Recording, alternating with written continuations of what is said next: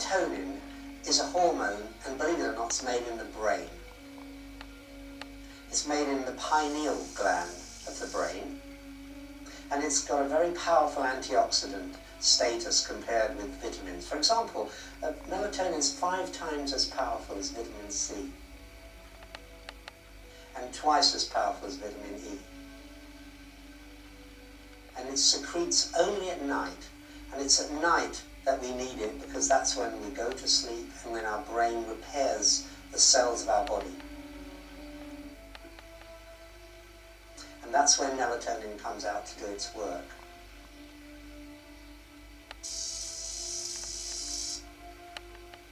Each day, our body loses about 500 million cells.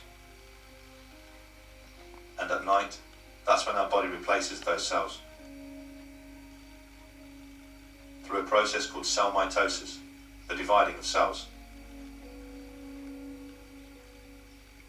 And what it's doing is it's mopping up what are called free radicals. These free radicals are really the spare electrons left over from the process of making the energy which we need to repair our cells in the first place. Each night, as our body repairs itself, millions of free radical cells are created as a byproduct of cell mitosis. These free radical cells attack healthy cells.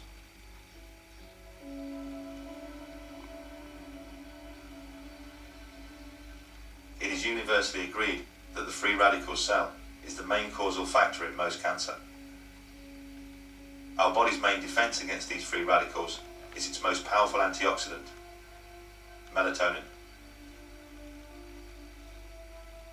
It passes into the bloodstream, and its job is to act as a natural antioxidant, a natural anti-cancer agent. Melatonin is a very, very powerful anti-cancer agent. What it does is it acts as what's called an oncostatic agent, that is, it protects you against cancer. It controls the sleep-wake cycle so that you get a good night's sleep when you've got proper melatonin. It's an anti-aging molecule. In other words, by mopping up those free radicals, it leaves your skin and complexion looking younger.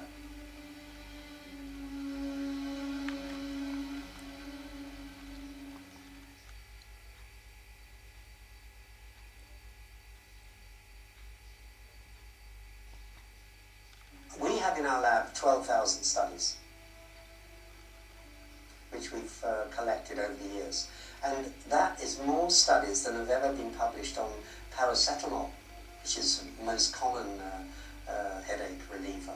There's more scientific interest in melatonin than there is in paracetamol. What are the consequences of having a reduced amount of melatonin? Yeah. Well, you have a reduced amount of melatonin, and what happens then is that your immune system starts to be less competent for a start. You tend to get sleep disturbance, you can't get off to sleep, or if you do, you wake up and can't get back to sleep. You can have heart complications because melatonin protects your heart as well.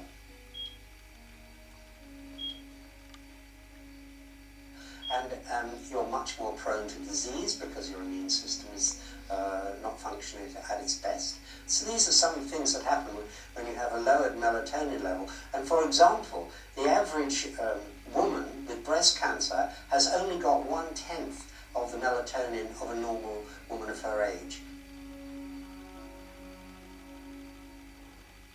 And for people with prostate cancer, they've got less than half the melatonin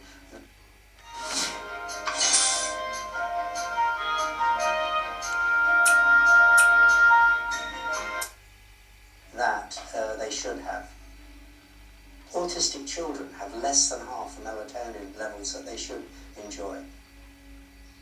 Reduced melatonin in night shift workers, because they're working at night and exposed to light, they don't produce nocturnal melatonin, is known to produce a 50% increase in breast cancer risk. And the International Agency for Research on Cancer, IARC, has actually classed night shift work as a class 2A probable carcinogen because of this melatonin reduction. There are lots of studies now showing that people on night shifts or people who are blind have different cancer rates than the average population. And most of those studies support the view that the absence or the lowered melatonin has an adverse effect on health. Because the body only repairs itself at night. Melatonin is only produced when the pineal gland senses that no light is present. What happens is that the pineal gland is light sensitive. It's sitting right where your brain receives signals from your eyes at a crossover point in the middle. It's called the suprachiasmatic nuclei, and the connections from there goes directly to the pineal gland to tell it whether there's any light around or not. If there's light around, then there's also interference with the signals the brain wants to send to our cells in order to repair them. So it says there's no point in the brain sending these signals out to our cells to tell them to repair, because there's so much interference that they won't hear it. So it waits, the brain waits until it's dark.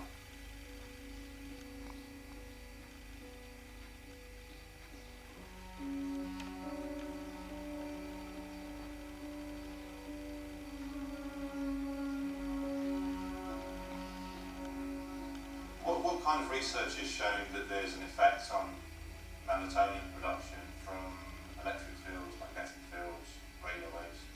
Right, well, the Battelle Institute in America has done a lot of work on this, way back from the late 1970s, in fact.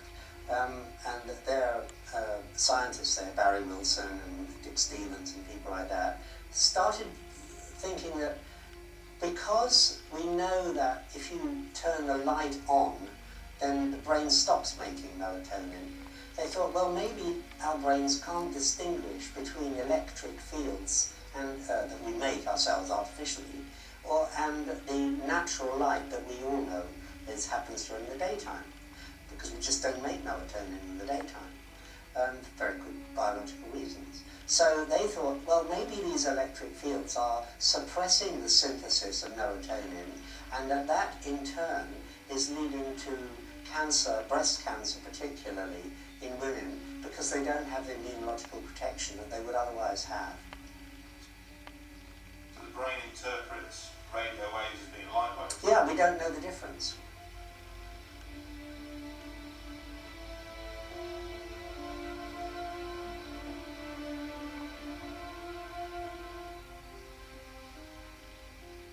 The hypothesis that the pineal gland cannot distinguish between light frequencies and man-made frequencies is certainly backed up by a wealth of research.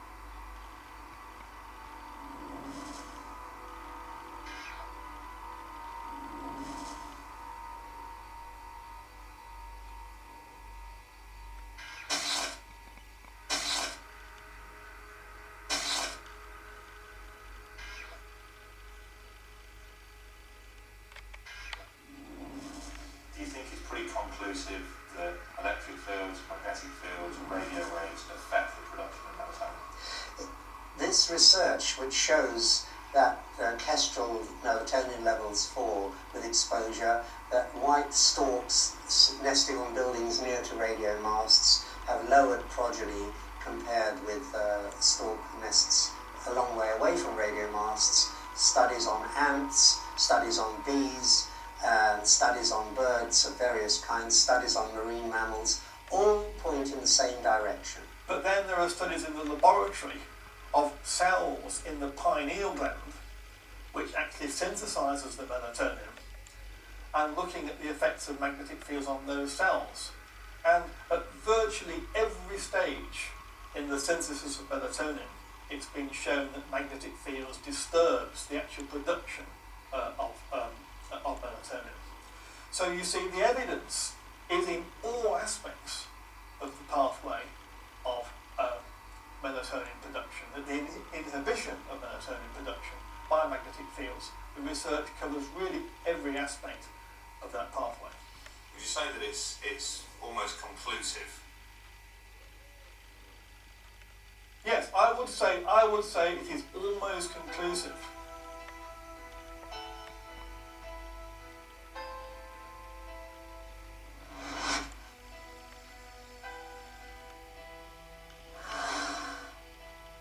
The genius of our body means it is able to counter the production of free radicals with the production of melatonin. We have created in ourselves a precise balance, a perfect system of defense. It has taken our body millions of years to perfect this technique. A technique created based on the surroundings we have evolved in. But over the last few decades, our surroundings have changed, and changed exponentially. To the naked eye, the world appears to be the same. But at a cellular level, it is the biggest change in environment life has ever encountered.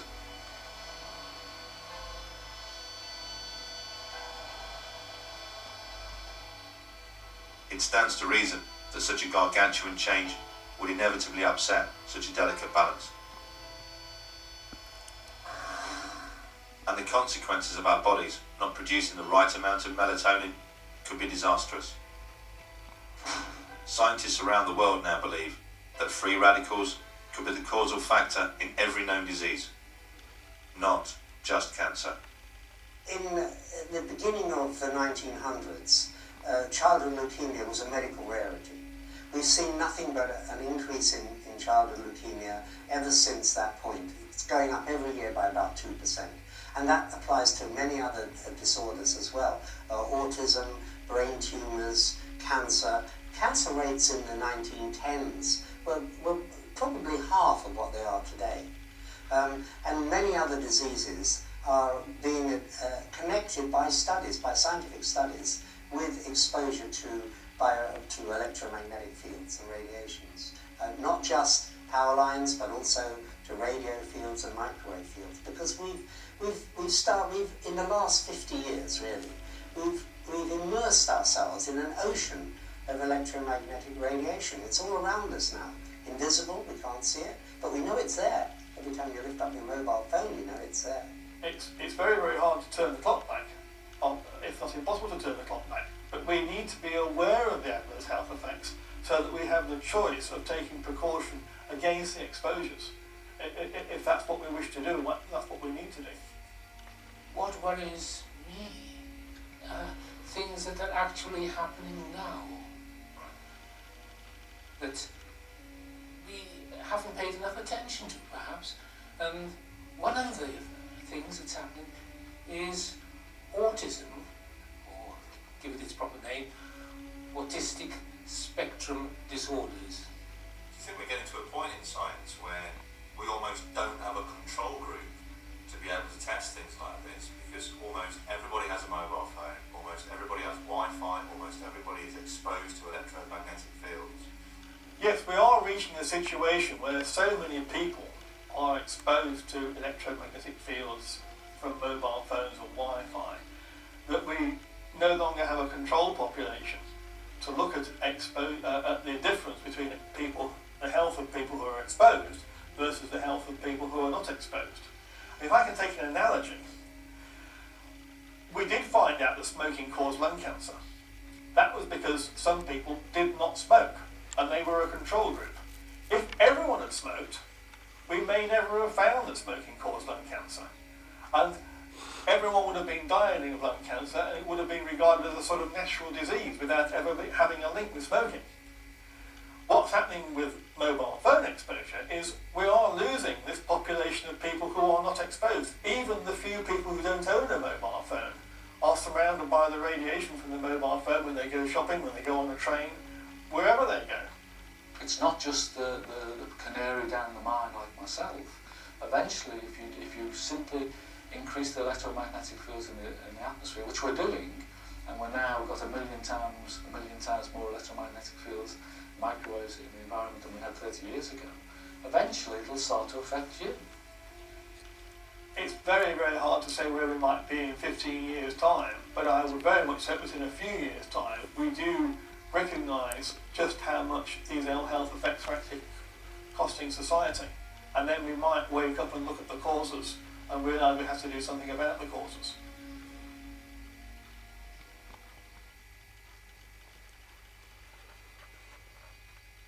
And imagine we are on the process of installing the 5G network radiation technology. And then they're planning to go on the 6. This is the path to total self-destruction. Humanity is controlled by corporations and the interest of making money and profits. Whoever has allowed this gang of people to control life through money is responsible for humanity's future survival.